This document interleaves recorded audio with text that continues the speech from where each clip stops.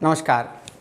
आप सबके लोकप्रिय YouTube channel school study point पर मैं रविंद्र वर्मा आप सबका हार्दिक अभिनंदन व स्वागत करता हूं। आज हम आपके सामने एक ऐसा वीडियो लेकर आए हैं जिसे आप 4 हिस्सों में देखेंगे। 4 हिस्से इसलिए क्योंकि मैं नहीं चाहता ये विषय थोड़ा आपका लंबा है और इसका वीडियो लंबा बने, इसलिए हम उसको 4 टुकड़ों में कर रहे हैं। पहले हिस्से में हम उसका सामान्य परिचय करेंगे और आगे के 3 हिस्सों में हम उनके भेदों को करने का प्रयास करेंगे। जी हाँ, मैं बात कर रहा हूँ आपके सामने संधि की। चिर प्रतीक्षित ये हमारा वीडियो है जो आज हम प्रारंभ करेंगे। तो ज़्यादा समय न लेते हुए आज का पहला हिस्सा हमारा संधि का और संधि का सामान्य परिचय हम इसमें करेंगे।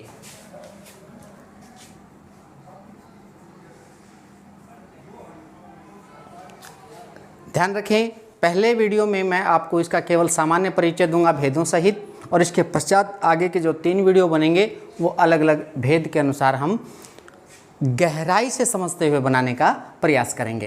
तो आइए समझते हैं संधि। संधि का शाब्दिक अर्थ क्या होता है? संधि का शाब्दिक अर्थ होता है जोड़। जैसे हमारे अस्थि संधि हड्डियों का जोड़ है, कोई चीज़ अगर टूटी हुई हो उसको जोड़ें तो उसका भी जोड़ होता है। लेकिन जिस व्याकरण की भाषा में हम संधि की बात कर रहे हैं ये इन जोड़ों से अलग है।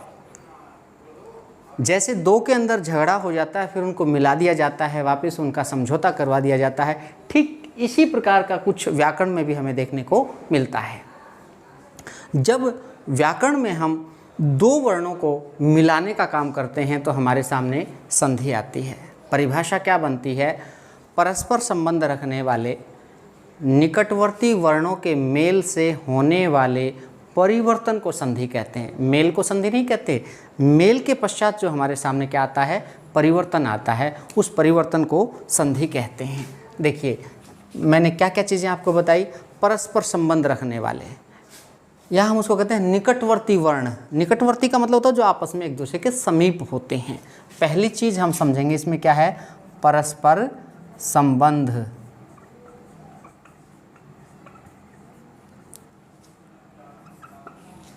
वर्ण होने चाहिए हमारे पास कितने? 2 वर्ण। उसके बाद इनमें क्या होना चाहिए? मेल होना चाहिए। और अंतिम है इसमें क्या होना चाहिए फिर? परिवर्तन या बदलाव होना चाहिए। ये 4 चीज़ हम देखेंगे तो हमारी क्या बन जाएगी? संधि बन जाएगी। देखिए मैं आपकी भाषा में समझा देता हूँ। परस्पर संबंध का मतलब होता है हम आपस में उसको जानते हों। कोई व्यक्ति सड़क पर जा रहा है, हम उसके साथ झगड़ा नहीं कर सकते। क्यों? क्योंकि वो हमारा परिचित ही नहीं है। हमको ये कहे जाके उसके सिर पे लठ मार दें, ये पॉसिबल नहीं है, संभव नहीं है। जब संधि होगी तो उसमें जो वर्ण है उनका आपस में कोई ना कोई संबंध पाया जाएगा, अंतर संबंध होगा। दूसरा है वर्णों की संख्या कम से कम 2 हो। झगड़े के लिए 2 आदमी चाहिए। एक आदमी अपने आप से नहीं लड़ सकता है। जहाँ चुपचाप अपने आप से लड़ता रहे, सच हम नहीं सच तुम नहीं, सच है मत संघर्ष। ये तो एक कविता होती थी। उस कविता से अगर हम बात करें तो संधि के लिए हमें 2 वर्ण तो चाहिए ही चाहिए। तीसरा है 2 वर्ण हमारे पास हों, एक इस गांव में बिठा दें, एक उस गांव में ले जाकर बिठा दें, उनका मेल करवाएं नहीं तो भी संधि नहीं होगी। तो उनका मेल भी हमें करवाना पड़ेगा। और मेल होने के पश्चात उनमें अंतर भी आना चाहिए, फिर बदलाव भी आना चाहिए।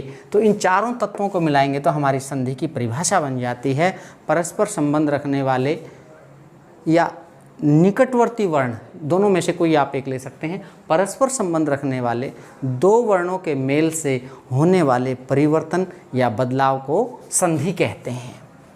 जैसे मान लीजिए हमने यहाँ लिखा रमा जमा ईश, ध्यान दीजिए आप इसके ऊपर, और आगे हमने बनाया रमेश।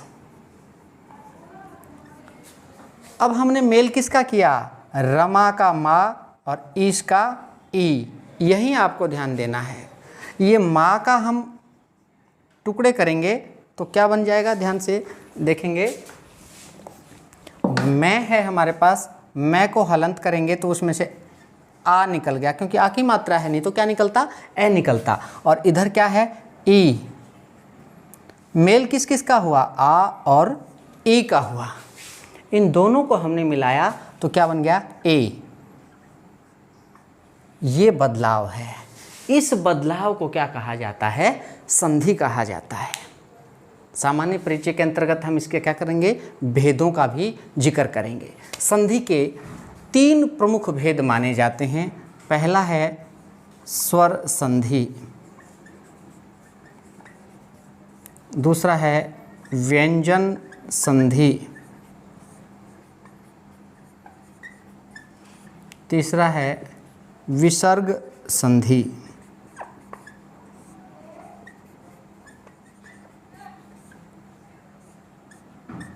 इन तीनों को आप ध्यान से देखेंगे तो आपके ये अच्छे प्रकार से समझ में आ जाएगा। हम इनके आगे ही करने का प्रयास करेंगे। पहला है हमारा स्वर संधि। स्वर संधि क्या होती है? स्वर संधि का मतलब होता है जब स्वर का स्वर से मेल हो। ध्यान करना, इधर भी स्वर उधर भी स्वर, यानी कि दाएं स्वर और बाएं भी स्वर दोनों मिलेंगे, परिणाम स्वरूप कौन सी संधि बनेगी? स्वर संधि बनेगी। यहाँ हम लिख भी सकते हैं स्वर जमा स्वर। क्या बोल सकते हैं हम परिभाषा? स्वर का स्वर से मेल होने से जो संधि बनती है उसे स्वर संधि कहते हैं। छोटा सा और बिल्कुल सीधा सा अच्छा सा उदाहरण आप देख सकते हैं। देखिए, गण जमा ईश बराबर गणेश। अब आप इसको समझिए, कैसे हमने इसको स्वर संधि की श्रेणी में रख दिया। कोई ना कोई वजह तो रही होगी। आम को हम उठा के अमरूद की श्रेणी में नहीं रख सकते, आम को आम की श्रेणी में रखेंगे। इसको हमने स्वर संधि की श्रेणी में रखा, तो क्यों? आप देखिए किस किस का मेल हुआ। जमा के दोनों तरफ देखिए, इधर अणय है और इधर ई है। अणय को आप नीचे ले आइए, हम अणय को नीचे ले आए और इधर किसको ले आए? ई को। अब हमें इन्हीं का विश्लेषण करना है। विश्लेषण करते ही हमें तुरंत समझ में आ जाएगा। अब अणय को हम तोड़ेंगे। ध्यान करना, संधि में या तो टूटे हुए वर्ण आपको मिलेंगे तो आप तोड़ नहीं सकते, और टूटा हुआ नहीं है तो फिर आप उसको तोड़ेंगे, तभी उसका विश्लेषण हो पाएगा। ठीक है, जिसमें पहले से ही हलंत लगा हुआ है तो तोड़ने की आवश्यकता नहीं है, और जिसमें हलंत नहीं लगा हुआ तो उसको तोड़ेंगे हम। इस अणय को हमने तोड़ा तो क्या आ जाएगा इसमें? अणय जमा ए, और दूसरा क्या है हमारा? ई। यही तो जुड़ेंगे दोनों। आप लोग कहोगे जी अणय जुड़ना चाहिए, मैं एक बता देता हूँ। मान लो ये हमारा ट्रेन का डब्बा है, ये ट्रेन का डब्बा है, ये ट्रेन का डब्बा है, और ये हमारा इंजन है। इसको इससे, इसको इससे, इसको इससे जोड़ेंगे ना, या ऐसे भी कर सकते हैं हम, इसको ऐसे जोड़ लो भाई। ऐसा जुड़ सकता है? नहीं जुड़ सकता। ठीक इसी प्रकार ये ऐसे नहीं जुड़ेगा।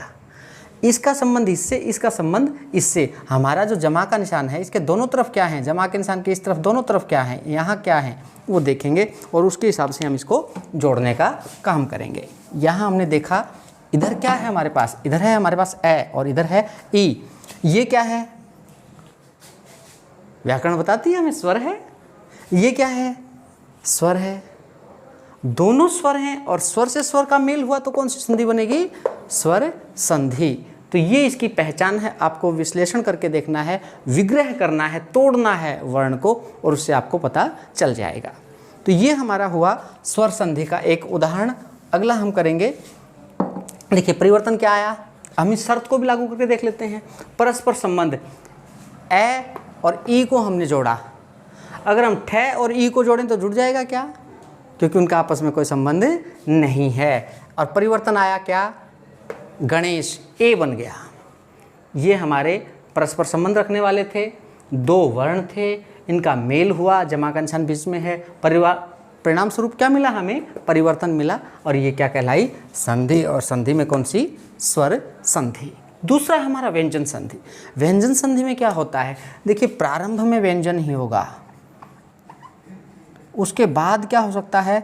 स्वर या व्यंजन। ध्यान करना, प्रारंभ में व्यंजन आएगा। परिभाषा क्या बनती है?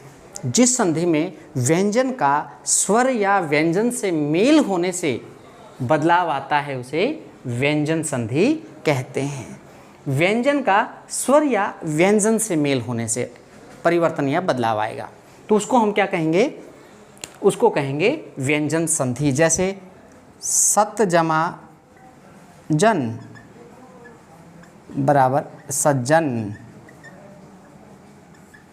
अब देखिए ये सत, ये जन, यहाँ हमने क्या उतारा इसका तय हलंत और ये जय पूरा। अब आप बताएं क्या हम तय को आगे और तोड़ सकते हैं?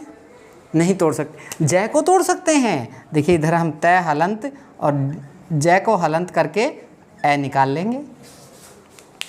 अब हमारे पास क्या आ गया? देखिए व्यंजन जमा व्यंजन। मैंने इधर क्या लिखा है? व्यंजन के साथ स्वर या व्यंजन कोई एक चीज़ आएगी।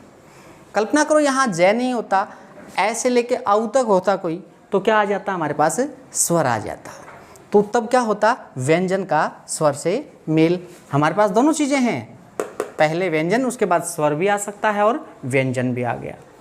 परिणाम क्या निकला? त जमा ज बराबर ज, पूरा बन गया। सत जमा जन बराबर सज्जन। इसको हम क्या कहेंगे? व्यंजन संधि। किस किस का मेल हुआ फिर देख लीजिए, ये व्यंजन है और ये भी व्यंजन है। ये अगला चला गया, इस चीज़ को छोड़िए। आप किस डिब्बे में बैठे हैं देखिए, उसके आगे इंजन लगा हुआ है, उस इंजन से अपना कोई संबंध नहीं है। जिस डिब्बे में हम बैठे हैं ट्रेन के, उसी का हमें ध्यान करना है। तो ये हमारा हुआ व्यंजन जमा व्यंजन। मैंने कहा व्यंजन जमा स्वर भी हो सकता है, तो भी क्या बनेगी? व्यंजन संधि बनेगी। अंतिम है हमारा विसर्ग संधि। विसर्ग संधि में क्या होता है? देखिए पहले परिभाषा बता दूं।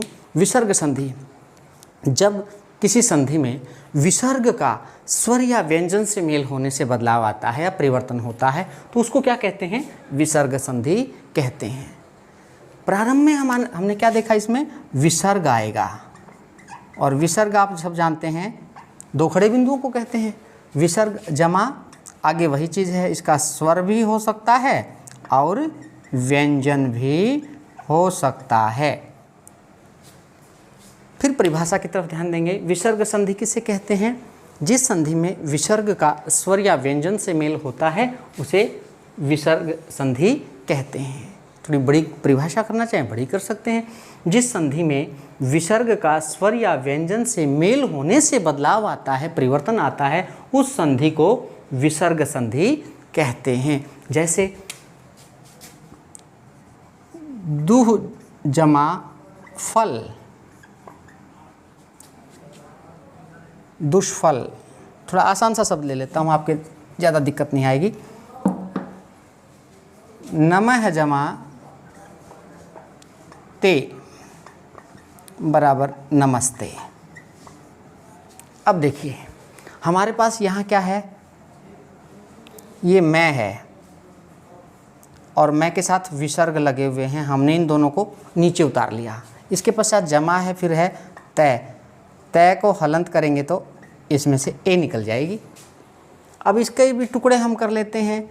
मैं के बाद विसर्ग हैं और ये हमारे पास तय हलंत है, तो ये हो गया विसर्ग जमा त। अब विसर्ग का किससे मेल हुआ? तय हलंत से मेल हुआ। विसर्ग तय हलंत क्या है? व्यंजन। तय हलंत क्या है? व्यंजन। तो विसर्ग का किससे मेल हुआ? व्यंजन से। तो कौन सी संधि बनेगी? विसर्ग संधि। नमः जमा ते नमस्ते। अब इसमें और इसमें एक चीज़ आपको ध्यान करनी है, मुफ्त की है ये, अंत में आपको बता रहा हूँ। ये जो हमारी तीनों संधियाँ हैं, इन तीनों संधियों के प्रारंभिक तत्व संधि के नाम से आएंगे। फिर ध्यान देना एक बार। हमारी पहली थी स्वर संधि में, तो पहला क्या आएगा? स्वर। आगे क्या आता है उसको छोड़ दीजिए, भूल जाइए आप। बिल्कुल आसान सी ट्रिक। प्रारंभ में स्वर है ना, स्वर संधि में प्रारंभ में स्वर है, आगे कुछ भी आ सकता है, हालांकि आएगा स्वर ही, बाकी चीज़ तो जुड़ ही नहीं पाएगी उसके साथ। दूसरा क्या है? व्यंजन संधि में हमारा व्यंजन है, आगे चाहे स्वर आ जाए चाहे व्यंजन आ जाए, कोई दिक्कत नहीं। तीसरी हमारी विसर्ग संधि। विसर्ग संधि में प्रारंभ में विसर्ग आएगा, उसके बाद चाहे स्वर आए या व्यंजन आए, और इस प्रकार हमारी ये तीनों संधियाँ बन जाती हैं। तो हमारा ये बिल्कुल एक छोटा सा वीडियो जो कि संधि की भूमिका के रूप में था, वो मैंने आपके सामने प्रस्तुत किया। उम्मीद करता हूँ संधि की भूमिका आपको समझ में आ गई होगी। हमारा अगला वीडियो जो आएगा उसमें हम आपको स्वर संधि और उसके पूरे भेद नियमों सहित, और उसके अगले में व्यंजन संधि, अंतिम में विसर्ग संधि के रूप में चौथा वीडियो आपके सामने आएगा। तब तक आप इसको देखते रहिए, समझते रहिए। अच्छा लगे तो लाइक कीजिए, शेयर कीजिए। नमस्कार, धन्यवाद।